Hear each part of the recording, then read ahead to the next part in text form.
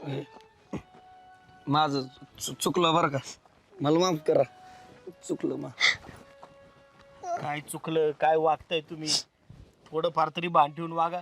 अरे जग कुठं चाललंय आणि तुमचं डोकं कुठं चाललंय अजून?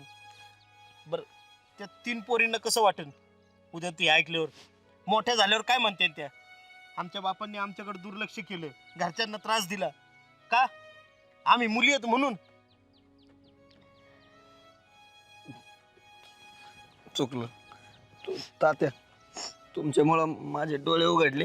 आता हे बघा, मी इथून पुढे दारू न प्याणार आणि यांना त्रास पण नाही देणार. खरंच माफ करा मला. माफ करा नाही बाबा, थोडा नीट वाग आता तरी. आणि घरच्यांसाठी तरी नीट वाग आता आणि सुधर. घरगुती विषय म्हणून इतके दिवस मी काय बोललो नाही तुमचा. काय राग आला असेल तर मला पण माफ करा, पण सुधर आता तू तरी.